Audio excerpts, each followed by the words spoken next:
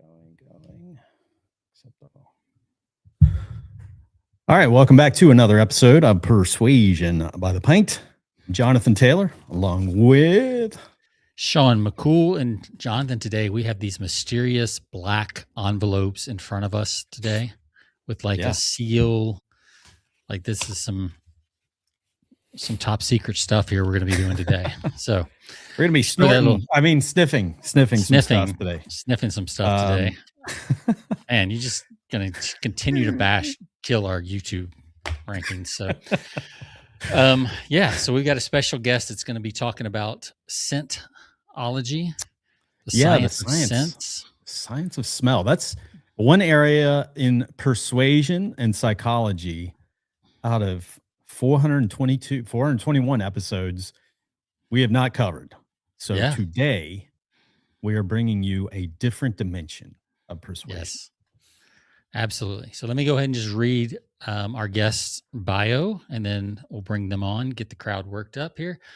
Yep. So our guest today is Tiffany Rose Goodyear. She's an innovator in the event sector, specializing in creating immersive sensory experiences.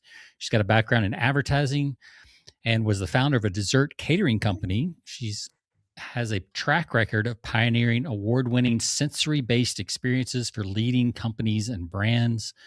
From concept to launch, her original strategies powerfully communicate to target audiences while achieving strategic goals.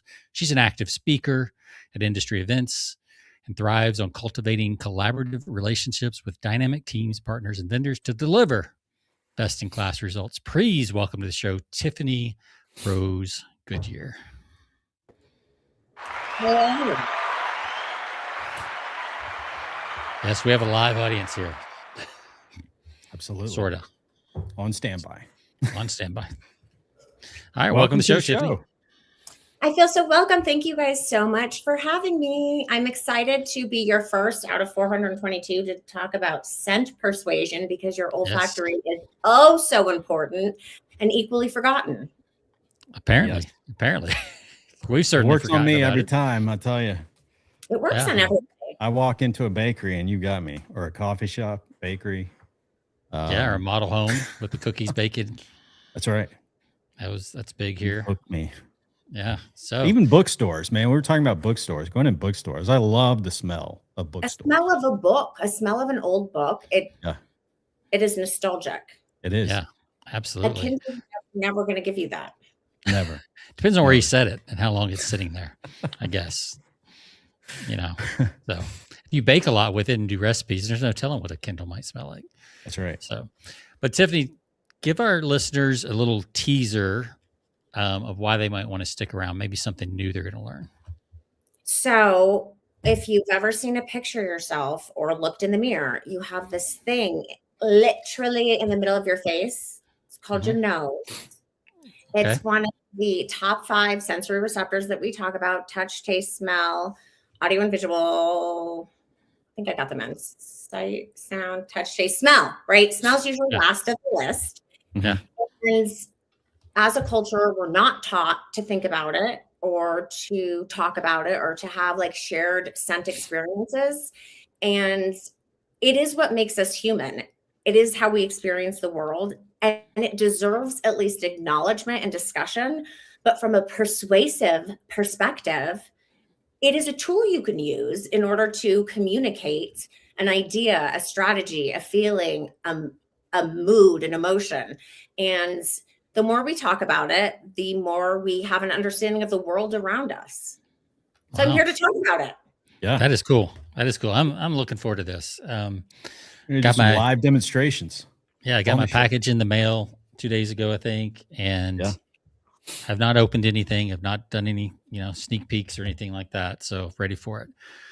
Let's move into our juvenile beer talk segment of the show here. And Tiffany, as a guest, you get to go first. What beverage are you having? You said before the show started, you said you put some thought into this. Well, so I live in a world of high-low. I'm either a 1 or a 10. I have very particular taste about many, many things. And I particularly love the lack of flavor of a Busch Light.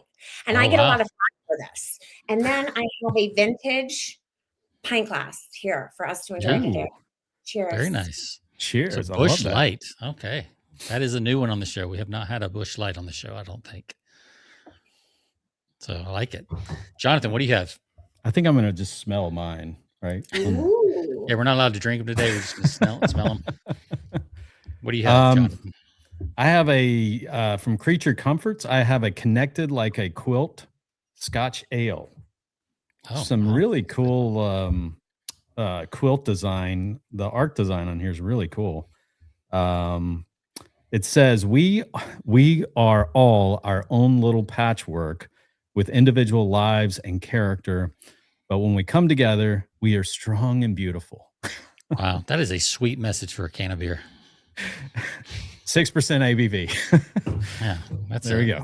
That's a very sweet message. Well, I did not have beer, and I did not want to take the time to go to the store today. Yep. By the time I realized it. So I just pulled something off the shelf, and I got myself an Aberlour 12-year Speyside single malt Scotch whiskey. So that's what I'm having in my you little definitely want to breathe cup. that in. Yeah, definitely. Drinking out of my little stainless steel carpenter's cup. Yep. I like drinking out of that better than a glass for some reason, but yeah. So yeah, that way you can't tell how much I'm drinking either. So it will not be a pint. Tiffany called me out on that. So it will not be a full pint's worth, but it'll be a couple sips. So it'll be enough. That's right. Well, Tiffany, we do a scale of 1 to 5 pints, 5 being the best for your beverage. You can use decimal points, whatever. So on a scale of 1 to 5 pints, where do you place Bush Light? As far as my preference, taste, scent, obviously. Scent, all of the above. I don't know if Bush Light has a scent, but I'm going to go a little bit deep in this just because I was taking notes of your beverages, knowing that we have a special exercise coming and thinking about what we could pair and so we're going to talk about.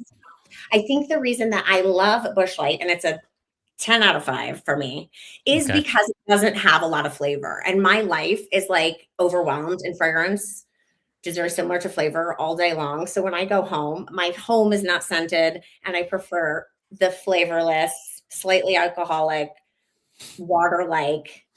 Yeah. So you're like, when you get off work, you're cleansing your palate. Yeah. In all ways. Right.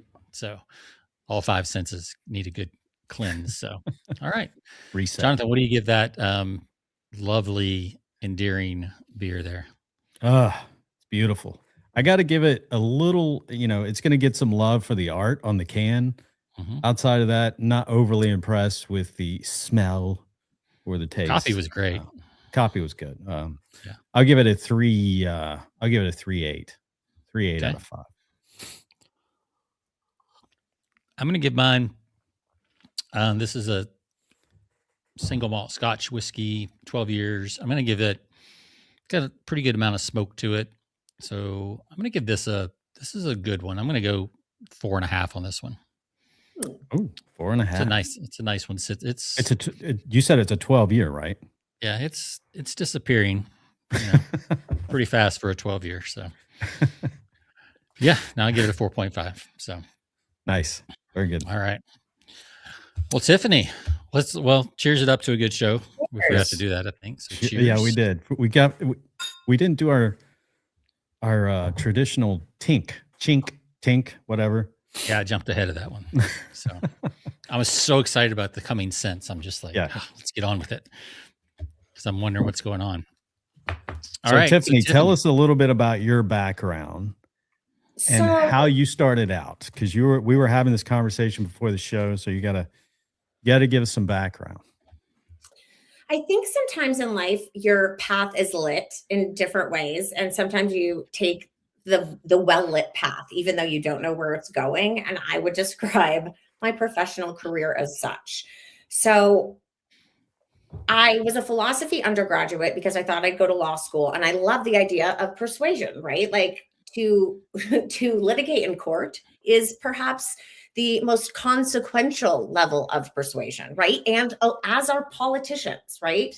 So I got into advertising, and I've always been fascinated about like how you can motivate people to act. So what is it that you can communicate, and how you can communicate people to vote or buy a product or, make an action, have a preference. So that's always been in the back of my head. I went to grad school for advertising management. I thought I would graduate the University of Denver and leave to a big metropolis the next day. I ended up starting a bakery. It was a full service dessert catering company. I knew it wasn't my life's work. It's a very mom and poppy, super cutie. It's called Yours Truly Cupcake in Denver, Colorado. I'm very proud of it. It's our quinceanera this year, which is wild. But our desserts, I don't come from a culinary background. We're always about the experience. And so creating a lasting memory and experience, which leans into persuasion for the end user. And what I got to see in real life, having just graduated with a master's in advertising, is how touch, taste, and smell, which are the three sensory receptors that are, again, most ignored by advertising, is 99% audiovisual, can really affect that user experience and can strategically create a message that, again, persuades people to maybe like choose or act in a certain way. And then I really started to drill down in fragrance. There are fragranceophiles, perfumophiles, people that are like heavy lovers of fragrance. I was never one of those. That's not my background. I came from creating experiences, creating events. And so I think one thing that makes Scentex unique is that is an event service company that does fragrance activations, as opposed to coming from the perfume world, which is steeped in like personal products and cleaning products, trying to execute events. That doesn't always translate. So there's not a lot of, I think that's why this hasn't necessarily like happened to date. There's other companies that have done it in fits and starts. Scent marketing is growing exponentially. So as far as like static environments, that is making a huge impact. And for me, it is about a live event experience with human bodies and how scent can add to that experience, because you're already curating everything else, right? You're thinking about the seating, the music, the lighting, the this, the that, the other. And it's like, it is my personal manifesto to get scent on the event checklist. It should be considered. It is one of our sensory receptors. And it's funny because I only talked about like actual noses in our lives semi recently, because for a lot of our activations, they're like, well, it's men in the audience. And I'm like, okay, we should do my activation where clients make a custom home fragrance. And I'm like, men smell too. Men, we have noses. That's right. I know this is wild, but like both men and women have them, so they could equally enjoy the experience. And I think it is our duty as experience creators to invite everybody to use their nose. Like, doesn't that sound silly to be like, men, nope.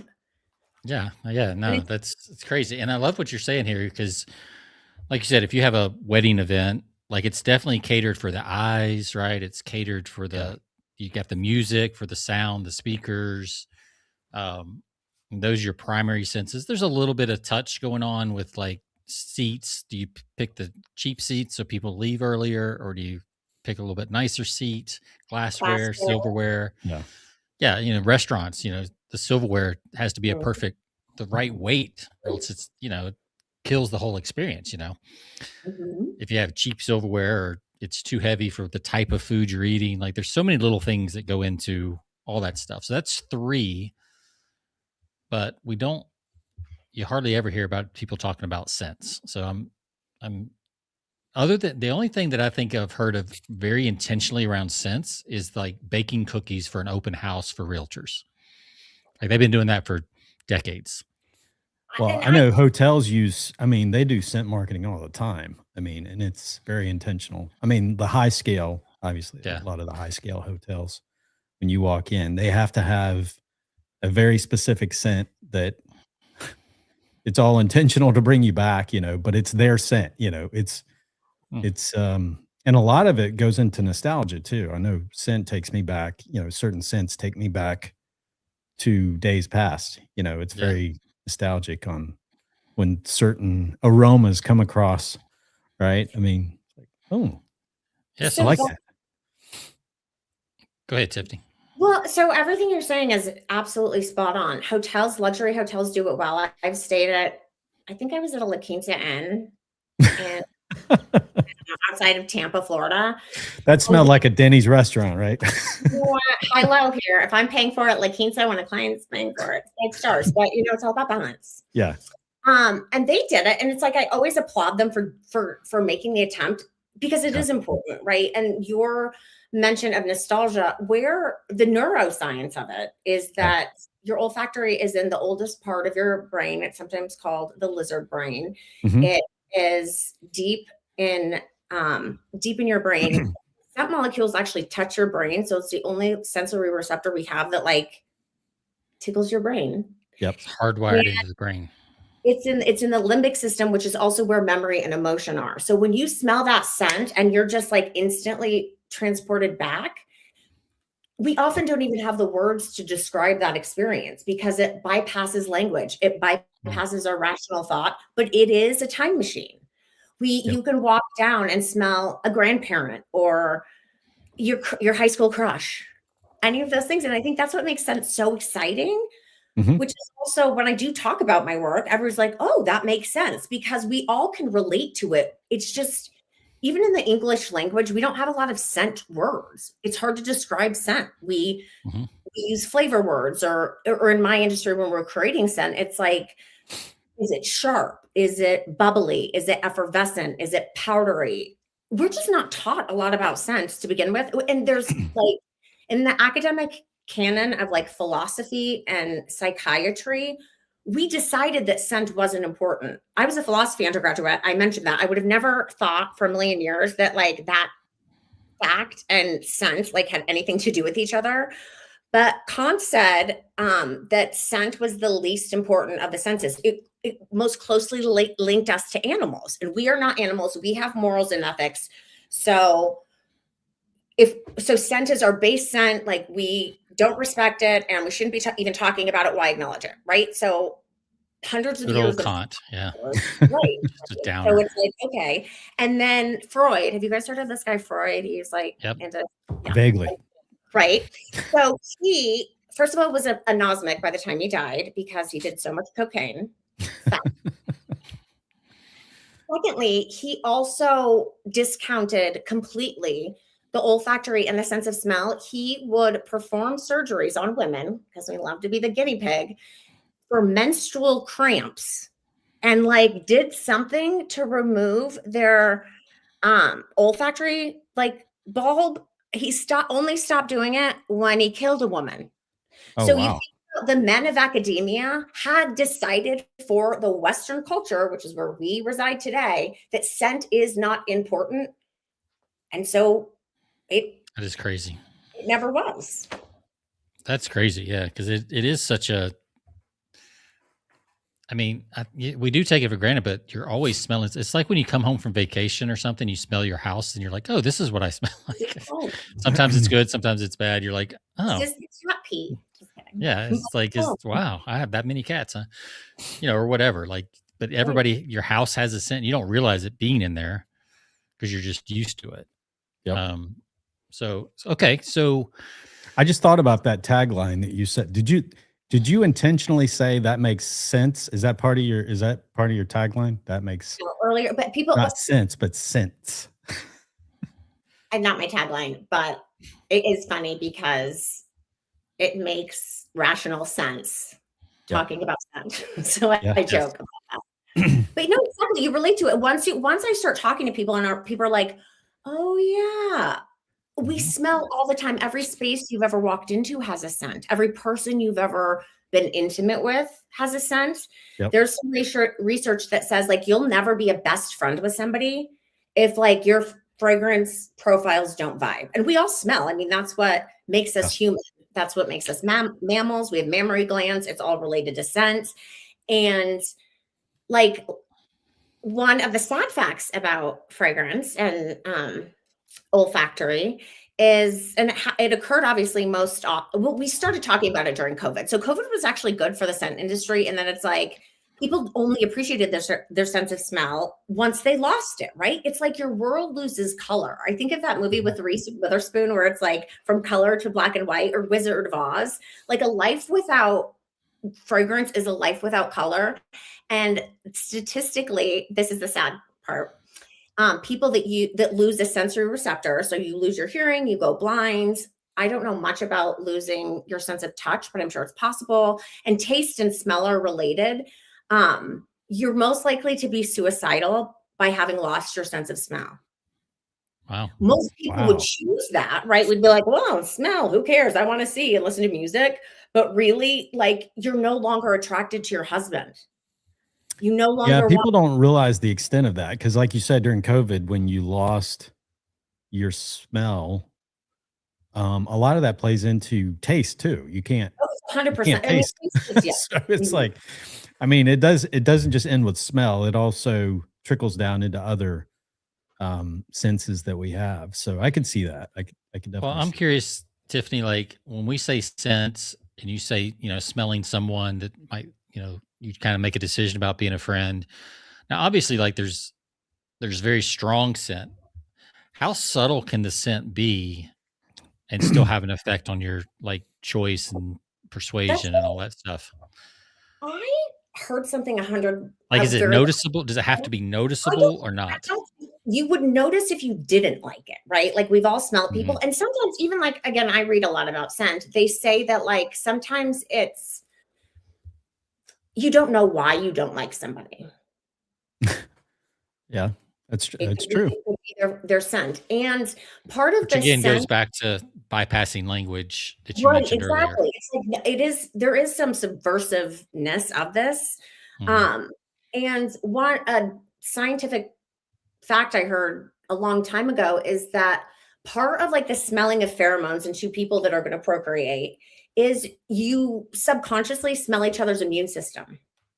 So if you have antibodies for something and I have, like, we're going to be a good match because then our children will have double the antibodies. Like I think that's imperceptible. Right. Yeah. There's another test about like, you can smell Parkinson's disease. There was a dating, I don't know if it was kind of a not real startup, but they did the science on it about sending people t-shirts that they wore and matched them based on like the smell of the t-shirt. Again, I'm not sure. I am in the scent world and I'm not even sure how descriptive I could be by smelling my future husband's t-shirt, but I'll know it. I'll like it when I smell it. I'll know it when I smell it. I'll know it. I'll be. So that's all I have to say about that. I hope that answers your question. No, that helps. It's like, so there is a portion of it that is going to be imperceptible. That's good to know. Cause I think any scent, if there's too much of it, can be overwhelming. It's overwhelming. Even if you like it, like if it's too much, too thick, too heavy. Yeah. Like exactly. Some colognes will just kill you. I mean, they'll blow you away. Even like chocolate chip cookies. I love chocolate chip cookies, but if it's too strong and too thick in the, whatever the chemical makeup of the air is, it'd be like overpowering and it could make you like nauseous almost, right? So the way that I address this is that I wear contacts, right? I looked into getting hearing aids because my earbuds always popped out and I'm like, I'm investing the things that like get in there, but they don't do noise canceling. So we all have different, we're very familiar with our different strengths in sight and sound, right? Same with the nose. Some people smell stronger, sense sensitive, and I think it's a gift. They get to live more deeply in a world than I do. I've trained my nose to be more sense sensitive, but I'm not somebody that can smell a fire, which is also a gift because our noses alert us to danger. Fire. The other thing about like scent volume, which is what you were saying, Sean, is so when I'm selling selling scent to an event, and they're like, our events are staffed in order to overcome that. But you also don't want to spend a bunch of money and then smell nothing, right? So it is creating like a balance. It's a little bit difficult to do outside of real time because the way people move inside a space affects the airflow. So when we do an event, we're there live, we make real-time decisions, ensuring that the scent is neither too strong or too soft, but also like we do large events. So somebody at the end of the day may nothing, and somebody at the end of the day may smell a lot. Also, if you stare into a light or the sun, which we don't recommend, but if you stare into a light, what happens for the next 30 seconds? You can't see. Yeah. You go blind. You literally, we've all been, And it's not like they're like, no lighting at events, guys. Don't put lights at events because people could go blind for 30 seconds. Or a speaker. What happens when you stand next to a speaker and you're this far away? Yeah. You're going to feel a certain way. You're going to get a headache. It's going to be uncomfortable. Same with scent. It just has to be monitored in a certain size space. But for some reason, we're scared of scent, right? Because we don't know how to talk about it. It's a weird thing. You can't see it. And people are like, oh, it's scented. And it's like, yeah, so is the rest of the world. Welcome. Yeah. Is it true that like you stop smelling things after like 15 minutes or something like that, where your nose kind of just cuts it off? It's called olfactory. Oh, the word just escapes me. It's a cute word. It'll come. Olfactory. Yes, it is. Okay. I thought, but like you said, if the air currents in the room are moving around, you're going to catch it at different times. And right. And sometimes it's using 2 scents like overcomes that. So if you have like one at a certain duration and then another, olfactory fatigue. Thank you for giving me a moment. Olfactory fatigue. And the anecdote for that is baking cookies at home, right? Like you stop smelling them after a while, but if you go outside and you come back in, you're like, oh, I'm not baking some cookies, but not too many because that overwhelms Sean. Yes. No. Yeah, it's or like the car smell. You got the new car smell, and you smell it for a while. It's like amazing. Or like the crock pot. The crock pot's cooking all day, and then you take the dog out, and you come back in. You're like, oh wow, that smells really good. It's amazing. You kind of got used to it, you know. Yep. So, well, Tiffany, let's talk about these scents that we got in front of us. Tell us what you're the boss. Like, how do we do this? This is an example. What you were sent is this very tactile, sexy black envelope. All of our branding is in black and white because our brands are powerful. You'll note there's no scent words anywhere here. So we're not taking your bias being like, oh, do you like it or do you not like it before you even smell it? So we find that to be very important in our work. We are going to smell these out of the order that I believe you received. These may not be in the same order for all of us, but this, I guess I'm not going to, these are 4 fragrances. They have a relationship to one another. Okay. I'm going to tell you how they're curated. I did pick out while you guys just were describing your drinks, especially the whiskey, what I think might pair well with it. But we're going to smell them in a particular order. Okay. Starting with 1302. So once we finish the all 4, I'll be curious if you can pick out how we curated them. All right. So breaking the seal. Man, I hope this is not some neurological attack on us. This is not anthrax. It's not anthrax. No way. Let's see. All right. So hold on. Now that they're open. They pull the thing out. Yep. And the fragrance is on the smaller end. You'll hold it by the wider end and you will smell.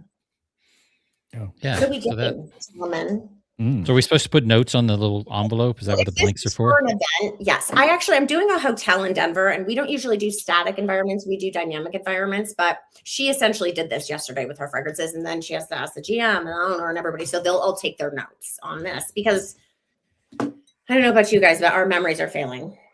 Okay. Yeah. I've got a word or a phrase for this one. Tell me. All right. So, do you want us to do it now? Or are we going to go through all 4?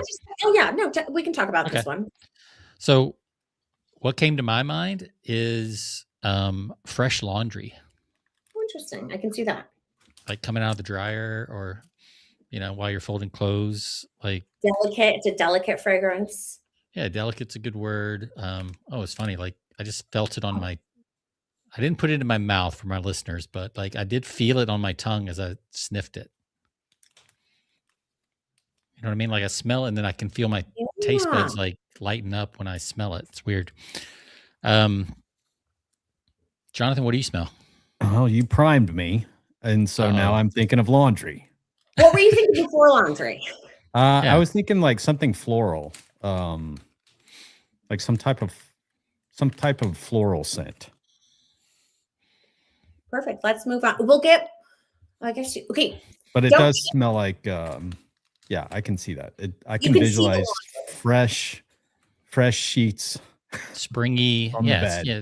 I mean, some springy, flowery. Yeah, I could go with the flower too. All right. So what's our next one, Tiffany? That's a good one though. I like that. I'm glad. Very, very fresh. It's very spring. Let's say spring. Yeah. The scent of spring. 1407, please. 1407. All right. And this is why we send out samples. We did some good scent talk prior to this, but us smelling together, this is a shared experience. And it's the one thing that creates the same space for the three of us. We don't have the same lighting, we don't have the same background noise, we don't have the same anything else, but we are sharing a space by smelling these together.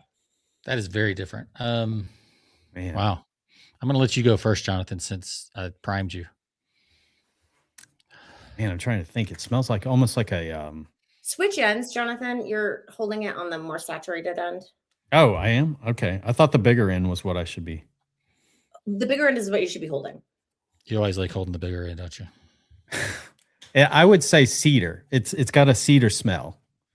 Now you've got me primed for wood, though. So I do think. What were you thinking before? Me before? I didn't have anything before. Like it had a blank spot in my brain. It sounds it smells like a cedar trunk, like a really old cedar trunk. I like that though. Palo Santo. The wood. Interesting. Okay, let's because you burn the Salapanto right after you burn the sage, to get all the demons and stuff out. So Palo Santo is a very good fragrance. That's what I smelled. We will go to, I believe, 1202. Okay. All right. Yes. I'm sure this is just riveting for our listeners. Huh? I wish we could send it over to you. Here's my call to action. If you email us or slide into our DMs after you and your friends follow us, just kidding, just slide into the DMs. And you say you heard us on this show. Yep. We'll send you some scent samples so you can join us. You can re-listen. All right. I like this one. What does it remind you of? Okay, write it down. Write something down before we share because I can see that's a good idea. It is strong, gentlemen.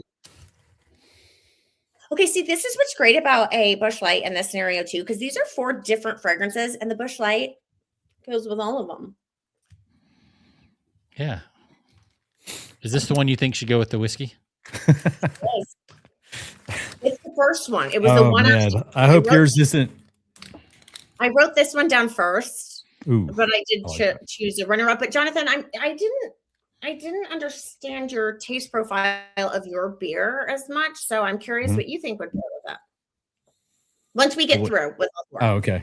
Okay. Did you write down your word for 1202, Jonathan? Yes, I have. I'll prime you.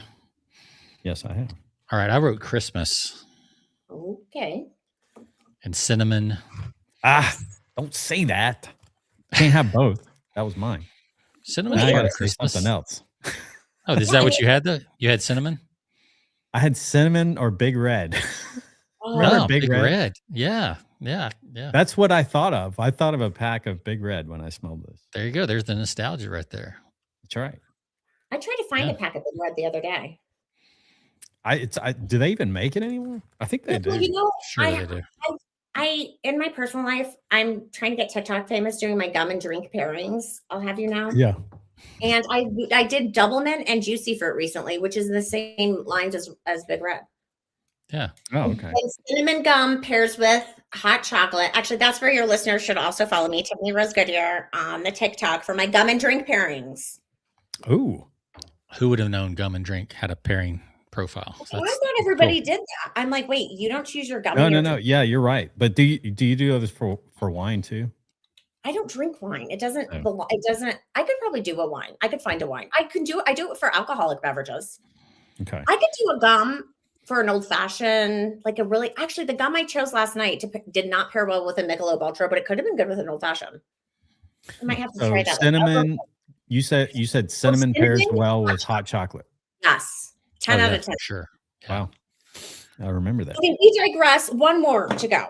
Okay. All right. Number 1430. Is that what we're on? 1430. And yes. All right. I'm going to sniff it and then I'm going to write it down. Ooh. Mm.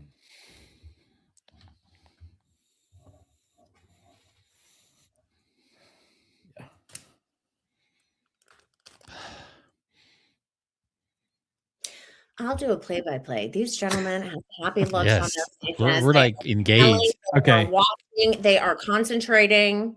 I'm It is a thinking, I'm good smelling like a spa. I've got this feeling of a spa, inside of a, right after you, you get the baths or the salts and the, or whatever, all the different It's lotions definitely and got everything. that. Yeah, it's definitely got that high-end hotel smell we were talking about earlier. Mm-hmm. Got some of that. Something else going on though. yes. I don't know. Makes me think about my dad for some reason. So must be how he smelled. His clone. I don't know what he wore, but or wears. Yes.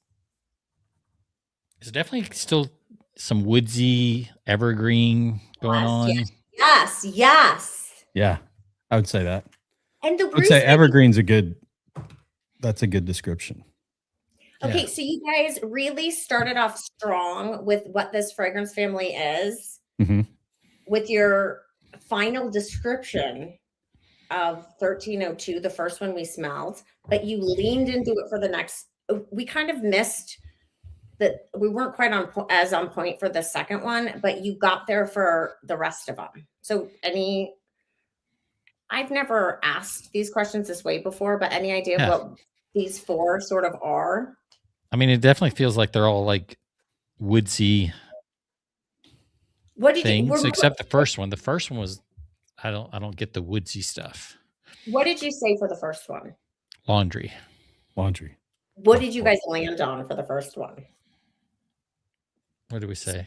Spring. Spring. Yes. Yeah. We walked through the four seasons. Yep. Ah. Oh. So we started with spring. We went into summer. It's funny that you said cedar. Cedar's a base note. It's the difference between a top note and a base note is the size of a molecule. And this 1407 is not base note heavy. So it's interesting that you went there, but it's all correct. There's no wrong in like this exercise, but it's very citrus. That's why it's like leans into summer. There's a freshness and a citrus to it. You guys nailed it for 1202 is fall, but it leans into holiday and Christmas. You nailed that one. There's cinnamon in it. Yeah. Bam. And that took you back, right? Like you both went to that time of year. Mm-hmm. And then winter is the pine, right? It's funny that you had said a spa because a spa is often eucalyptus, which has that sort of sharp, cool fragrance note. But what I sort of read into that, and when you guys got to sort of like an evergreen, those are similar in like piercingness, if that makes sense. With the eucalyptus can be very like woo, and so can like evergreen. So you guys nailed it all. But that's where we walked through the four seasons, and that's very cool. That is cool.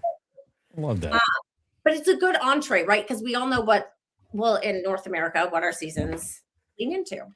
Yeah, very cool. So I'm gonna. So my favorite scents were spring and fall. Well, which one? Huh? Which one does your beer taste best with? I would probably go with the one that smells like cinnamon. Fall. And that's the one I chose for you, Sean. But I also then also chose winter after it because I think that could be like an interesting balance between like and thinking about fire and like the time of year and getting cozy with your. Well, and where this whiskey comes from, it's Speyside, so it's up Northern Ireland, UK, a lot of mossy, peaty, stuff. So you kind of get that same fall kind of vibe going on. So it's more earthy as opposed to sort of flower is out of the earth, but it doesn't smell like. Yeah, if you were so for the spring, like Four Roses or something, bourbon might go with that because it's got a very floral. Oh yeah. Of all the bourbons, Four Roses actually smells like it. The name says so. So yeah, that makes sense. So I'm curious, Tiffany, like give us an example of like where you might use what type of event you might use each of these for, or a couple of these for. You don't have to go through all 4 if you don't want to. But well, so I think that this 4 seasons is how we send out scent samples so people understand our experience. I think that like a wedding would be lovely for really 1302 or 1407, but that's also because most people get married in the warmer months, right? Yeah. So you think about it that way. I think any holiday party would benefit from either 1202 or 1430. We used to do holiday parties and I'd watch these people walk in being like, wow, these trees smell so good. And I'm like, they smell like the same trees you had last year out of storage because they're plastic. But you're welcome. Yeah, that's cool. So it's like people's brains are so fascinating watching people smell things. Yeah. What's the most unusual type of event you've done so far? I don't even know what that means. I don't know. I mean, have you ever done like I can see weddings and any event that really has the budget for us is unusual. Okay. But anybody who wants to like take that extra experience. We did do an event. It was pre-COVID. It was when it was like one of the first events we've ever done. And it was in this weird art studio thing that was literally like shag carpeting from top to ceiling. They made really cool light art. It was like acrylic light art things. It was, except for they smoked in the space, and it was for a very high-end client. And we don't usually do a lot of scent remediation, but we did that day and it worked. So that was kind of unique. Yeah. I would say sometimes we can do work in 100,000 square feet. So we do like big team conferences. So like on that scale, I really like often think about our world in relationship to AI now too, right? Like I think about what AI, it's a tool for all of us, right? Like I'm leaning in, I want like 16 agents. I never want to look at a number for the rest of my life. I want to drink Busch Light and smell things. Yep. But an AI can't do that. And there are some scent companies. I read another recently in Popular Science that it like takes a photo and like will create the nostalgia of the smell and give you the smell.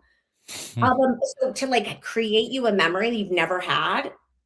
Interesting. I know another AI company that it's kind of like the work that we do, and we've utilized them in order to create fragrance. I had a client, this is weird. It was in Jamaica in the beginning of the year. So I don't think the resort was up to par after the hurricane.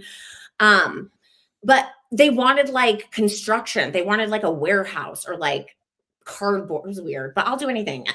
Yeah. Sun solution. Yeah. We did an event right out of COVID where the entire event sort of was in an old car dealership. And so every level you had to drive up a Cadillac. So it's like you'd have a level and then like a ramp that was very walkable because, remember the boats from the 70s? My grandparents had them. So it was a really unique space that kind of spiraled up. So guests walk in and it was like the aftermath of the apocalypse, right? So we made it smell like smoke and burnt rubber and kind of nastiness. And then as guests walked up, the decor would change. Things were blossoming again, right? So that was a really unique, like, ability to tell that story with the guest as they move through space. Cool. Like we were coming out of a post-apocalypse. Yeah. That's pretty cool. A little fallout going on there. If you've watched that show. Have you been able to find... do your clients ever ask you for, can you make this smell, or can you give me this type of smell that, part of our, just people don't, let me clear something up, and you haven't said this word yet. People don't know what musk smells like. People, it's musky. Like I wouldn't have known this either. So no, like shame. Musk is a powder. Musk smells like powder. So oak moss is also powder. That leans more into musk. We say musk, we mean woodsy. People are like, I love musk, and they're talking about sandalwood, and it's like, no, that's woodsy, not musk. I only say that because people will say scent words to me, and I'm like, again, with all due respect, you don't know what you're talking about. I barely, you know what I mean? It's like, again, back to what we started with. We're not taught how to talk about it. That kind of comes from just old, I think, fragrance commercials probably, and cologne commercials, if I were to guess. But so when people ask for specific fragrance like notes, that's not what they're asking. They don't know what they're asking for. but I do find there's solution for them, right? And like part of our job is to narrow that. They say you can smell a trillion things, but there's some controversy about that. But I, in my scent lab, have thousands of fragrance materials samples. When we do work, it's similar to like an interior designer. Sometimes we'll custom build and sometimes we'll buy a sofa off the shelf. It depends what's perfect for that experience. And we always try not to overwhelm. So we always try to send like 3 to 4 samples for events, but it's about storytelling. So we really try to understand the purpose of the event, the guests at the event, everything you can think of that's happening at the event. Then we help walk them through. Like if they hate vanilla, we're not going to put, like, vanilla is pretty recognizable. We're not going to put vanilla in. But there's like, again, you don't know what galbanum is. You don't know what labdanum is. You don't know what copal is. Like it's all these like oak moss. It's all these like popular or often used ingredients that you just wouldn't know, but you might love it. So again, that is part of our job, is like translating that. We try not to do dupes, but actually when you guys were talking earlier, there's another excellent scent marketer, and we're of the same vintage, Abercrombie and Fitch. Oh yeah. We did a party once. This was a complicated party to post COVID, like of all the decades. Yeah. So we did like the 20s, the 30s, whatever. And for 90s, I don't usually like try to dupe, like perfume fragrances, because they read different on a body than they do in a space. But for the 90s, we did Fierce. We did Abercrombie, and it was perfect because that is what the 90s was like. You used to wear their cologne when back in college. Yeah, 90. That'd be the 90s. Yeah. We could really take you back. Was college good for you? Party time? Some parts of college were fun. Good. Yeah, the 80s would be Ralph Lauren polo then. Yes. For sure. We did strawberry bubble gum for 80s just because the difference between those two. Bubblicious, yeah. I think for okay, so sometimes we do dupes. Again, if it tells the story, we didn't end up booking this event. It was for like a hip hop award gala. I can't remember who they were honoring, but I was like, what? When these like were young guys rapping, trying to get out of their life situations, like what was an aspirational smell? What were they wearing? Polo and Dracar Noir. And then I wanted to put a little cannabis in there just for funsies. Yeah. Dracar Noir. That's an old one. That brings back memories. Yes. Yeah. Wow. I should mention here we have 4 services. The Scentescaping is one, but also we get hired to we have an activation where guests make a custom home fragrance like on site. So they smell 3 top notes, 3 middle notes, and 3 base notes. It's really fast and it's really like keyed up, so you can do it. We always talk about it as like an addition to an event. So for a really custom gifting station, or like for an activity where people want, a gift, and then and then they make essentially a reed diffuser that they take home. It's TSA approved because a lot of our guests are traveling from all over the country.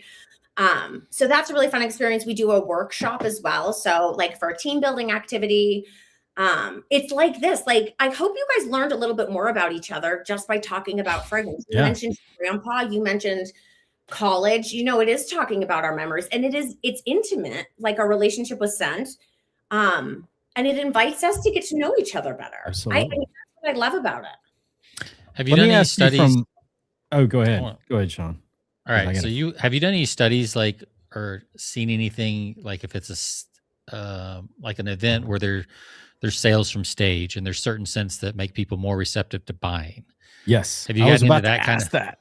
Okay, we're on the same wavelength then. Inside of exactly. Inside of like either on a stage or any type of thing that primes people to buy, like whether it's in a store setting, a showroom, or even in an event where they're selling, like Sean said. So I am not a researcher, but the research says, and again, we don't do scent marketing. That's kind of a different niche, but like we lean on those principles, that people do linger in spaces that smell good. So by default, if you're in a retail space and you are lingering, you're more likely to spend money, because if you're not present, you're not checking out, right? Yep. Right. With regard to events, since I'm one of the few companies that do it, and I'm the only company that specializes it as a service. I've not had a chance to do the exact research. But from an anecdotal perspective, I did an event one time for the Mother Cabrini 10th anniversary gala. Mother Cabrini was like the first woman, one of the first women to be not Catholic, but canonized. Is that the right word when they become a saint? So there's a beautiful statue in Genesee, Colorado that is dedicated to her. And so when guests got to the event and they were like, how do we smell it so the silent auction makes more money, right? So similar to sales. So when guests got off the elevator, it smelled like the foothills, like the entree into the Rocky Mountains. We did pine, right? Like, and there were rocks and trees, natural trees that smelled really good. So that we gave you the outdoor experience where this Mother Cabrini statue is in Genesee, Colorado. And then during the silent auction, we brought up, fragrance wise, frankincense and myrrh. If you've ever been to a Catholic mass. Oh yeah. Yeah. Okay. That's what it smells like. So I don't know if they made more money that night, but I was in the elevator and a woman said, I felt like I was at church. There you go. There you go. Nailed it. So That's I guess what the wise men brought, right? Frankincense and myrrh, man. You know about that? It's the day of the Epiphany. That's my name day. So I'm very Tiffany is from derivative of the word Epiphany. It is January. It is when the wise men came. Yeah. I mean, Jesus is the anointed one. To be anointed is to have fragrance oil on your forehead. There's all of the religions, both Eastern and Western, are steeped in fragrance. Oh, well, so were the pagans prior to all of that. That's why it's so weird. And they would do, when they would do sacrifices of animals, they had these altars. Again, this is pre-Christianity. Yeah. And part of I've never attended one. I've never been invited, but I know that they are scent-scaped environments because they would put fragrant herbs along with the sacrifices that they were burning on these altars to create a shared sense experience. Catholicism, shared sense experience. And yet we just don't what are we doing here in 2026? Call me, guys. Yeah. So if you were going to, let's say it was a conference and there was going to be some sales, I guess, how would you reverse engineer? You just find out the people that are coming and then how do you do that process? How do you start, if you had to guess and you say, kind of like what your other people said, we want to raise more money this year. We're going to be selling from stage. What state or memory do people need to have? I don't look at it quite like that, but I think about, so this kind of leans into my background in advertising and management, right? Color theory is important. A lot of green logos, we think environment. Blue, you might think water, technology. Red is passion, right? So if you think about scent in terms of design for a company brand, how many BMWs do they sell because the logo is a propeller of blue and white? I don't know. So I think an exact through line of a design element to sales is going to be a difficult, maybe AI can do it, a difficult thing to measure. But creating an experience and telling a perfect brand story, the research does say that the more components of your brain that are stimulated at the same time telling the same story. So it's not like you're drinking something purple and smelling orange. That's right. Discordant, right? For one of our clients, and I sign a lot of NDAs, so I got a little nervous about what I'm talking about. But for one of our big tech clients,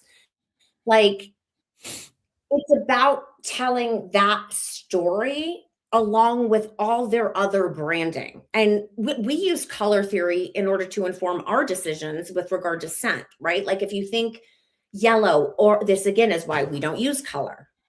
We send you something yellow, you think citrus, right? You're citrus. So if your brand is yellow, leaning into a citrus flavor, it's upbeat, it's bright, it's exciting, that tracks. It's also top notes.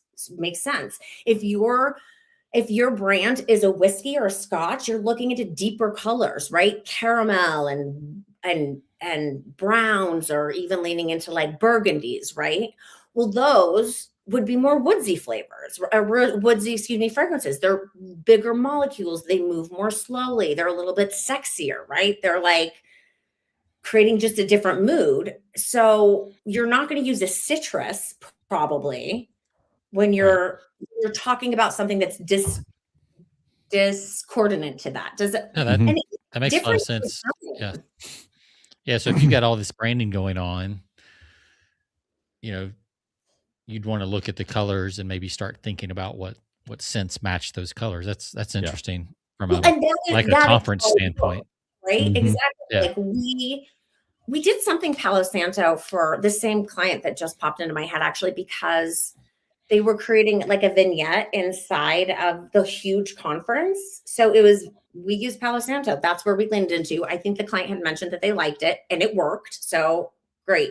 And then the next year they partnered with a different sponsor for like a ski chalet. Again, totally different, same client, but like everything else about the design of that area you couldn't use the same fragrance for both. That wouldn't sense. Yeah. And I think it is our job to help you tell what is that story you're trying to tell. For our interactive station and our workshop that I mentioned, right now we have like fragrance families based on the 4 seasons. So if you book us for an interactive station historically, and it's fall, no matter where you are in the country, you're doing our fall, which is the most popular because people can talk about fall fragrances more easily than they talk about other seasons. But we have a summer, winter, fall. So depending on when you book us, but now we're working on destinations. So we're doing an event next week in Dallas that's based on, Dallas and Fort Worth are it sort of lands into our Western destination, but because it's the Fire Horse, we also leaned into some other ideas based on that. But part of the fragrances that we're using, so for an interactive station, we need 3 top notes, 3 middle notes, and 3 base notes that all mix together well, using like flora that makes fragrance materials from that destination. So we have like a mountain one we've worked on, a Northern California one we've worked on. So again, what do you want your guests to go home with? A memory of this experience, right? And how do you tell that story through that destination? Well, something destination-wise in South Florida is going to smell different than Seattle. Right. Yeah. Yeah. So again, South Florida is going to have cocoa and suntan oil and all that stuff. Well, I have this question, and we'll start wrapping up, but I'm curious, like, have any of your clients taken the fragrance that you came up with from the event and then used it later for post-marketing, like sending thank you notes or follow-up direct mail and having that direct mail scented to match the event? Has anybody done that?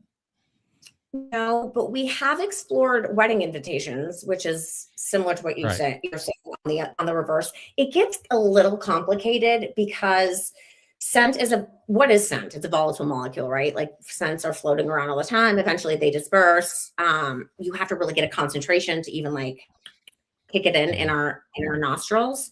So we've explored it, like I said, with wedding invitations. I don't know if we've ever executed it, but the timing between like scenting the paper, the other finishers, like how far it is, when it ships, it gets really complicated. I think for my brand, like you could do a scratch and sniff. Remember in the magazines? Oh yeah. Yeah, growing up, we had scratches. We had like this, having to like, my God, like I smell rich now. We wouldn't do a scratch and sniff probably because that's not like high end, but I think thinking like that is what you should think about, right? Like even having that thought means you are telling a more complete story in our more complete human bodies. Something I did want to acknowledge earlier too is I think of scent as an act of inclusion, right? We talked about how we don't all see the same, we don't all hear the same. If you're spending, $250,000 on decor and grandma's blind, like you're not including her in that opportunity to experience your event. Or thinking about like if you're hard of hearing and you're really like focused on like the sound and the presentation, which you should do. But like, imagine being able to say, okay, all bodies of all different abilities can experience something. Yeah. I like Another it. way It's a whole new world that, like we said at the beginning, I think people are overlooking or undersmelling, I guess, not overlooking, undersmelling. So it's fascinating. Like it gets my brain going. Like I could see, if you had an event, I would definitely try to do male before and after that matched the event. Like I know that there's some timing issues, but depends on the event size and all that kind of stuff. But well, I will to say get that recall. Well, so we do favors. So when we do a Scentescaping, we always gift our client a reed diffuser with that fragrance, right? And like they can buy it like for favors. And part of like, I think our gifting station and our interactive station, and when we work with these big tech companies, we get real estate in people's homes that a water bottle and a t-shirt's never going to give you. They put it on their desk. They put it in their foyer. They put it in their homes, their offices, their powder rooms. And they get that recall, right? That is part of what we're creating. We get access to people's bodies in a way that a lot of branding companies don't. And I think that is so a value. But again, we're not thinking about it. Somebody actually said these words to me. I wish I came up with them myself. But we as a society are olfactory illiterate. Sounds right. Yeah. But you guys are well on your way to being experts. I know. We've just invested an hour. We're ahead of most people, so we're good. You said you can cover a square. Did you say 100,000 square foot? Was that it? It's not inexpensive, and it requires a lot of staff. I didn't ask that. It's doable. It's doable. Yeah. Okay. That's awesome. Yeah. Do you have to figure in cubic for the right price? It's the right price. Scent, we always have this misconception that scent goes up. I did too. It's like we all think scent is helium. It's not. It's pretty big molecules. So scent doesn't go up. It goes down or like around, right? So when we scent a space, we don't usually go. We don't up and drop. It's usually at about ground level, and it like swishes around a space. So it just has to do with like square footage per machine, kind of, but also the doors, how people are moving, the timeline, all of those things inform our decision. How many diffusers would it take for that amount of square footage? Many, like 30. I don't know. Okay. Then you got to figure out how to hide them so they're not obvious, I guess. Or well, it's so funny because people are like, I don't like the way they look. I'm like, oh, but you like the way that speaker looks, or that light that's sitting on the. It's the same. Yeah.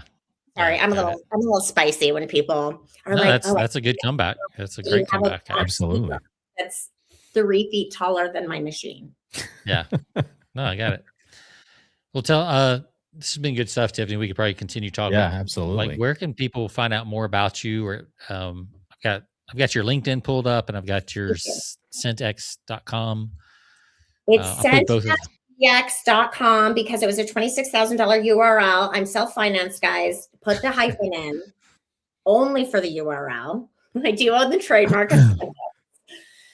Whoa! I got to back up. 26,000 for the domain name. If I didn't have the hyphen, isn't that wild? That's crazy. I know. I try to. It's a touchy issue. You'll get there. You'll get there. You got one of the. Also, should do one of those lease over a period of time, just in, rent to own. They offer that now on GoDaddy, which is pretty cool. I mean, because I see these domains that are 10 grand, and like you can finance them over a 3-year period. Nobody can buy it and sell scent on it because I own the trademark. That's right. Yeah. Anyhow, we digress. I believe on Instagram we are Scentex Events. Okay. And if you message us on any platform and say we listened to you on We Had a Pint with You, Persuasive Pints, I believe that's what we're called. We're the name of this show that we're on right now. By the Pint. That's right. Persuasion by the Pint. Persuasion by the Pints. Cheers. We'll send you some scent samples. Yep. And if you're interested in gum and drink pairings, I'm on TikTok. All right. Beautiful. Got you covered. Love it. And my invitation to all of your guests, and I know you guys are already going to do this, smell your world, experience your experiences more deeply. Oh, I love smell.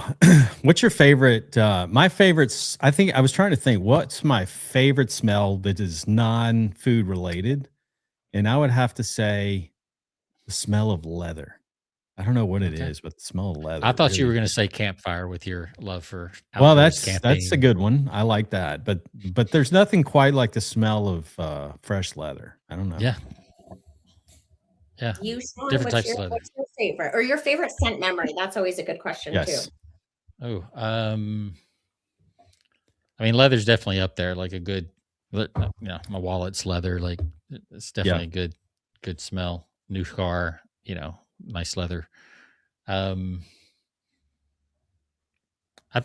probably campfire. Like that's probably a top memory scent for me, for sure. Yep. I like a good. I like a How cigar you package smell too. campfire, Sean? You can't package that. You can. We do like you can. That's pretty doable. Noted. Yeah. Maybe I'll get a campfire diffuser. And the right cigar is a really nice smell too. There you go. Now, yeah, exactly. What'd you say? Cigar. The With right a good one. cigar by the fire and a scotch. Yeah.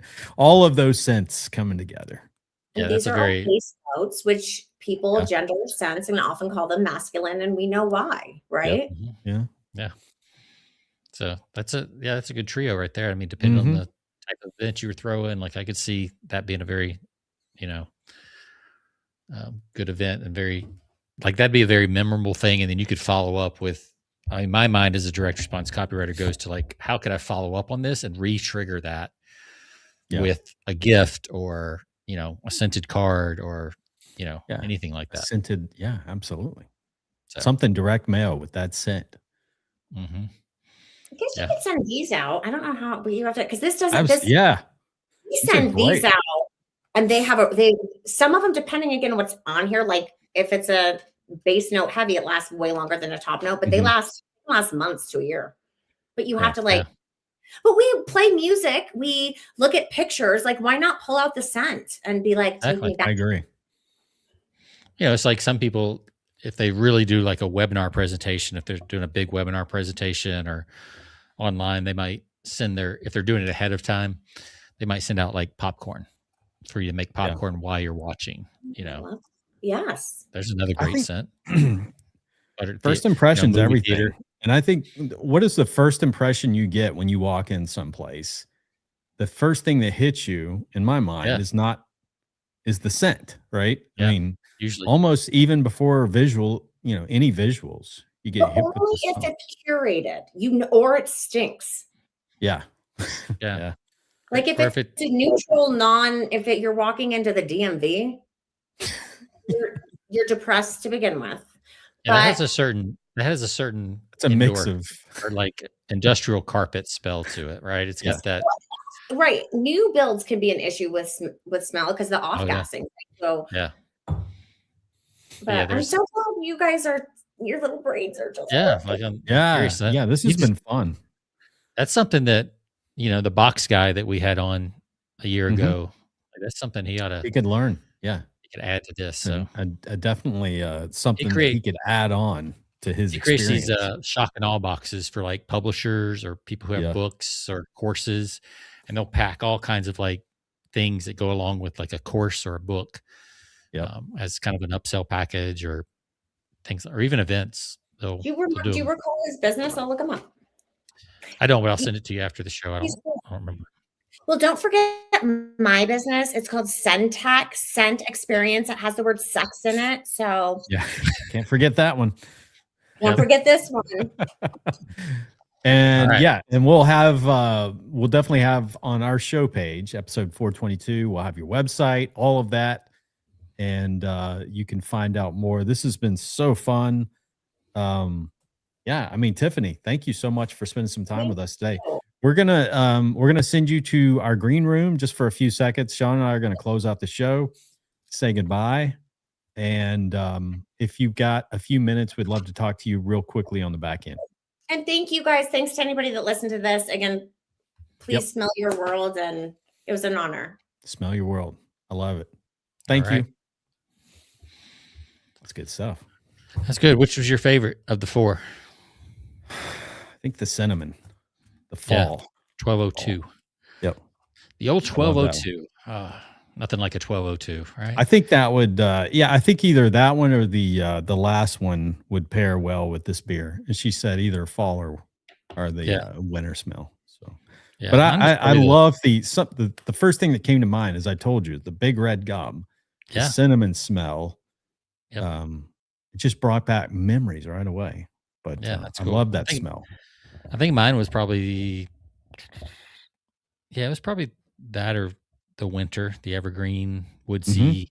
That was probably my favorite, the 1430. So it's good stuff, man. There's a whole new set of things to think about if you're doing events or direct mail or anything else. Absolutely. Like, how do you, or events? We've talked so much about experiences and how we think the world is shifting, more to experiences. Like, and we haven't really talked about one thing that AI can't duplicate, right? Yeah. It might help you figure out like what scent, but it's not going to be able to produce that for you. Produce it. It can't do that. So there's a robot loaded with like scents, and then it just like sprays out as it walks around and serves cocktails to everybody. I don't know. Right. We'll see where all this leads. Yep. Yeah. Good stuff, man. Good stuff. Yeah. Very good. We are glad to have Tiffany on. And again, you can check this episode out, episode 422. And, next week we have a guest joining us. We'll be talking about the science of conspiracy theories. He's got a fascinating book out on using or generating conspiracies. So that's what we need, man. We need more of those. Yeah, exactly. From a PR expert. So it'll be an interesting discussion. He's going to be joining us next week. And you can check us out at all of your favorite platforms, persuasionbythepint.com. You can check us out on iTunes, Stitcher, Spotify, you name it. And I guess we'll see you all next week. Have a great weekend. See you.